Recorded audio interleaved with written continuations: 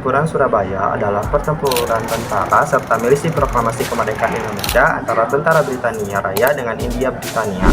Latar belakang pertempuran Surabaya terjadi akibat kedatangan pasukan Sekutu pada 25 Oktober 1945. Puncak pertempuran Surabaya ini terjadi pada 10 November 1945. Pertempuran Surabaya juga termasuk perang pertama pasukan Indonesia dengan asing sesudah proklamasi kemerdekaan Indonesia. Bung Tomo atau Sutomo dalam buku berjudul Pertempuran 10 November 1945, Kesaksian dan Pengalaman Seorang Aktor Sejarah menjelaskan, pertempuran Surabaya termasuk pertempuran paling menegangkan dan menjadi pembuktian semangat patriotisme tinggi dari masyarakat dalam membela bangsa Indonesia. Latar belakang pertempuran 10 November Surabaya. 1. Kedatangan tentara Jepang ke Hindia Belanda Indonesia. Pada 1 Maret 1942, tentara Jepang mendarat di Pulau Jawa. 7 hari kemudian, pada 8 Maret 1942, pemerintahan kolonial Hindia Belanda menyerah tanpa syarat kepada Kekaisaran Jepang berdasarkan perjanjian Kertajati. Setelah persyaratan tersebut, Pulau Jawa secara resmi didukung oleh Jepang. 3 tahun kemudian, Jepang menyerah tanpa syarat kepada Sekutu setelah dijatuhi bom atom oleh Amerika Serikat di Hiroshima pada tanggal 6 Agustus 1945 dan Nagasaki 9 Agustus 1945. Peristiwa itu terjadi pada 14 Agustus 1945 yang menyebabkan kekosongan kekuasaan. Dalam kekosongan kekuasaan asing tersebut, Soekarno-Hatta kemudian memproklamasikan kemerdekaan Indonesia pada tanggal 17 Agustus 1945.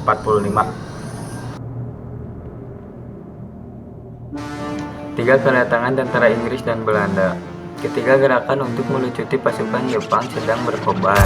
Pada 15 September 1945, tentara Inggris mendarat di Jakarta, kemudian Surabaya pada 25 Oktober 1945. Tentara Inggris datang ke Indonesia tergabung dalam Allied Forces Netherlands and Indies atau AFNI. Atas keputusan dan atas nama Blok Sekutu, tugas mereka melucuti tentara Jepang, membebaskan para tawanan peran yang ditahan Jepang, serta memulangkan tentara Jepang ke negerinya. Namun selain itu, tentara Inggris yang datang juga membawa misi mengembalikan Indonesia kepada administrasi pemerintah Belanda. Sebagai negeri jajahan Hindia Belanda, Netherlands Indies Civil Administration atau NICA ikut membonceng bersama rombongan tentara Inggris untuk tujuan tersebut. Hal ini memicu gejolak rakyat Indonesia dan memunculkan pergerakan perlawanan rakyat Indonesia di mana-mana melawan tentara AFNI dan pemerintahan NICA. 4. Insiden di Hotel Yamato, Tunjangan, Surabaya. Setelah munculnya maklumat pemerintah Indonesia pada 31 Agustus 1945 yang menetapkan bahwa mulai 1 September 1945 bendera nasional Sang Saka Merah Putih dikibarkan terus di seluruh wilayah Indonesia. Gerakan pengibaran bendera tersebut makin meluas ke segenap pelosok kota Surabaya.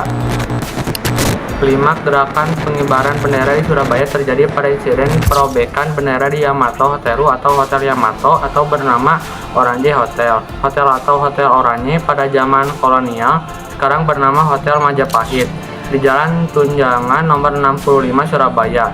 Sekelompok orang Belanda di bawah pimpinan MRWVCH Logman pada malam hari 18 September 1945, tepatnya pada pukul 9 WIB, pengibaran bendera Belanda merah putih biru tanpa persetujuan pemerintah RI daerah Surabaya di tiang pada tingkat teratas Hotel Yamato sisi sebelah utara. Esok harinya, pemuda Surabaya sangat marah. Pihak Belanda menolak menurunkan bendera tersebut. Pemuda Surabaya tidak tinggal diam, ada yang masuk dalam hotel dan ada yang naik ke atas hotel. Kemudian, Haryono dan Keyosno Wibowo sukses merobek bagian biru bendera Belanda dan menaikkan bendera yang sudah terobek ke puncak tiang bendera sebagai Sang Saka Merah Putih. Setelah insiden di Hotel Yamato tersebut pada 27 Oktober 1945 meletuslah pertempuran pertama antara Indonesia melawan tentara Inggris. Serangan-serangan kecil tersebut di kemudian hari berubah menjadi serangan umum yang banyak memakan korban jiwa di kedua belah pihak Indonesia dan Inggris. Sebelum akhirnya Jenderal D.C. Hawthorne meminta bantuan Presiden Soekarno untuk meredakan situasi.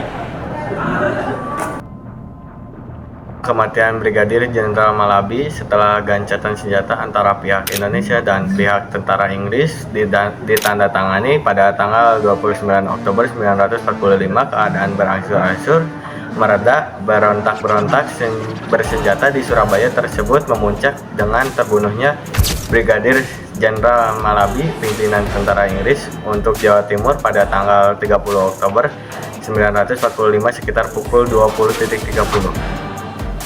Brigadir Malabi ialah Komandan Brigade 49 Divisi India, kekuatan 6.000 pasukan Agni yang dikirim ke Indonesia setelah Perang Dunia Kedua untuk melucuti persenjataan tentara Jepang, membebaskan tawanan perang Jepang, dan mengembalikan Indonesia ke Hindia Belanda di bawah administrasi Nica. Mobil Buick yang ditumpangi Brigadir Malabi berpapasan dengan militer Indonesia di Jembatan Merah. Terjadi tembak-menembak yang menewaskan Meladi oleh seorang pemuda Indonesia tak teridentifikasi. Terbakarnya mobil akibat ledakan granat menyulitkan identifikasi jenazah Malabi. 7 tokoh pertempuran 10 November Surabaya. 1. Bung Karno Tomo. Bung Tomo memiliki jasa besar dalam upaya mempertahankan kemerdekaan Indonesia pada saat melawan penjajah yang ingin kembali menjajah Indonesia, tepatnya di kota Surabaya. Salah satu peran besar Bung Tomo dalam pertempuran 10 November 1945 di Surabaya, yakni melalui pidato Bung Tomo berhasil membangkitkan semangat rakyat Surabaya untuk kembali melawan para penjajah. Yang kedua, Gubernur Suryo. Gubernur Suryo menjadi tokoh pertempuran Surabaya yang paling sibuk. Selama pertempuran Surabaya berlangsung, salah satu peran Gubernur Suryo yakni melakukan komunikasi intens untuk meminta pertolongan pada pemimpin negeri seperti Bung Karno dan Bung Hatta ketika Inggris mengeluarkan ultimatum 10 November 1945. Sebagai pemegang kendali penuh Surabaya, pada tanggal 9 November pukul 11 malam WIB, Gubernur Suryo kemudian memecahkan keputusan akan menghadapi sekutu hingga titik darah penghabisan. Pidato Gubernur Suryo itu kemudian dikenal dengan Komando Keramat. Kiai Haji Mas Asli, perannya dalam pertempuran Surabaya 10 November berawal dari fakta revolusi jihad yang disebutkan oleh Kiai Haji Mas Asli pada tanggal 22 Oktober 1945. Fatwa ini berasal dari berjihad untuk mempertahankan kemerdekaan Indonesia yang kemudian melahirkan peristiwa pertempuran 10 November 1945 di Surabaya. Yang keempat, Muhammad Mangun Diprojo. Muhammad Mangun Diprojo berperan sebagai wakil Indonesia dalam kotak biro dengan pasukan Inggris di Surabaya. Mangun Diprojo sempat mengalami peristiwa dramatis, bahkan membahayakan nyawanya, untuk mencegah pasukan Inggris yang menduduki gedung Bank Internatio menembaki massa yang mengadakan pengepungan. 5. Ada Maijen Meistopo. Pada masa pendudukan Jepang, Meistopo mengikuti pelatihan tentara pembela tanah air PETA Angkatan Ketua di Bogor, Jawa Barat. Selesai pelatih, ia diangkat sebagai Sudanco atau Komandan Kompi di Sidoarjo. Meski sejatinya kemampuannya Meistopo melebihi kemampuan seorang Sudanco. Yang keenam, Maijen Sukono. Namanya begitu harum di Jawa Timur karena Maijen Sukono tidak hanya sekedar berteriak-teriak memberi komando lewat radio, tetapi juga memimpin langsung pertempuran yang sedang berkobar hebat di seluruh kota. Ia terus memimpin pertempuran hingga Surabaya mendapat julukan Kota Pahlawan. Yang ketujuh, Abdul Wahab Sholeh. Abdul Wahab Sholeh adalah seorang fotografer antara yang berhasil mengambilkan momen bersejarah perbaikan bendera Belanda di Hotel Yamato. Seperti dilansir Antara, Abdul Wahab Sholeh merupakan pejuang masa itu yang juga fotografer dan wartawan. Fotografer Abdul Wahab Sholeh memotret peristiwa heroik are-are Surabaya dalam pertempuran 10 November 1945 di Surabaya.